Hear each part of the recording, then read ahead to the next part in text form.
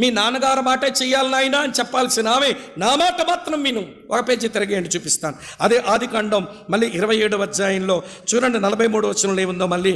కాబట్టి నా కుమారుడా, నీవు నా మాట విని లేచి, నా మాట విని. నాయన సంగతి ఏంటి మరి?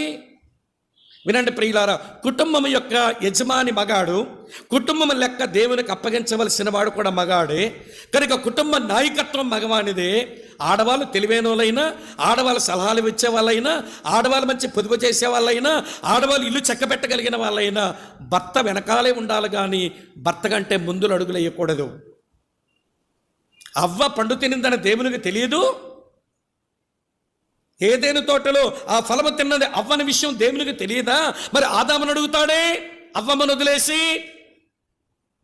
ఆదామా నేను తినవద్దన్న ఫలమును తింటివని ఆదాముని ఎందుకు ప్రశ్నించినాడంటే, నీ కుటుంబానికి లెక్క అప్పగించవలసిన వాడు నీవు కానీ ఆవిడ కాదు. ముందు నువ్వు చెప్పు నీ కుటుంబానికి లెక్క. కనుక అక్కలు మీకు దండం పెడతా, మీరు కుటుంబం యజమాన్యం చేస్తున్నప్పుడు నాయకత్వంలో 2వ స్థానంలో ఉండండి, మొదటి స్థానానికి వెళ్ళిపోకండి. అలాగనే మగాళ్ళకు ఒక మాట చెప్తాను సేవకులకి, మీ కుటుంబ నాయకత్వంలో మొదటి స్థానంలో మీరు ఉండండి. దేవుని తర్వాత మీ స్థానాన్ని ఆడాలకి ఇచ్చేకండి. కొంతమంది దేవుని సేవకులు ఎరుగుదును, వాళ్ళ అమాయకం కంటారో అజ్ఞానం కంటారో తెలియదు, కానీ వాళ్ళు అంటుంటే నేను చూస్తుంటే నాకేంటి తెలియదు, అంత సిస్టరే. ఆవిడ రింగు తిప్పుతుంటుంది, రింగులు రాని మనోడు రింగులు తిరుగుతుంటాడు. కూర్చో అంటే కూర్చో, లే అంటే లే, సిట్ అంటే సిట్టు, స్టాండ్ అంటే స్టాండ్. అట్లా ఆవిడ చెప్పిన మాట వినకపోతే మనోడికి ఫుడ్ ఉండదు, బెడ్ ఉండదు, కేల్ కథం. వినండి, దేవుని సేవకుల కుటుంబంలో నువ్వు కుటుంబ యజమాని, టేక్ యువర్ హోల్డ్. నీ పట్టు నువ్వు 10గా ఉండు. నీ భార్యకు నేర్పించుకో, నీ పిల్లలకు నేర్పించుకో. నీ మాట నీ కుటుంబంలో తుది నిర్ణయం కావాలన్నట్టుగా ఉంచుకో. దేవుని మీద ఆధారపడితే నాకేంటి తెలియదండి అంతా మాట్లాడరే మీరు. ఆవిడే మరి నువ్వెందుకు ఉన్నావు? గాజులు వేసుకోకూడదా? ఏ చీర కట్టుకోకూడదా? పసుపు రాసుకో. మరి గాజులు వేసుకొని చీర కట్టుకొని పసుపు రాసుకొని నాకేం తెలియదమ్మా అంతా ఆవిడే అని తోసే ఆవిడ మీదకి. అప్పుడు నేనేమంటారు? మగాడు అనరు. నేను అదిగా కొట్టాను ఈ చప్పట్లు, మీకు అర్థమైపోతుంది.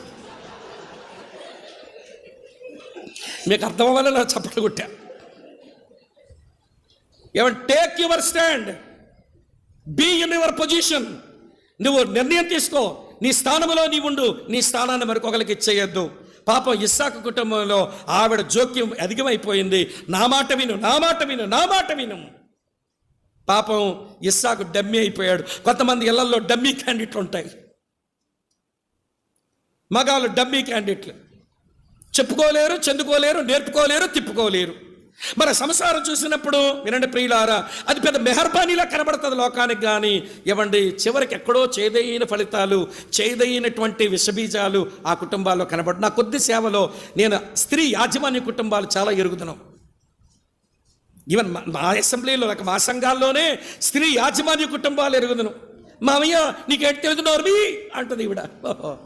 ఇదన్నమాట లెక్క. అమ్మగారు ఇల్లు తిప్పుతుంది ఇక్కడ, నోర్మి అంటది.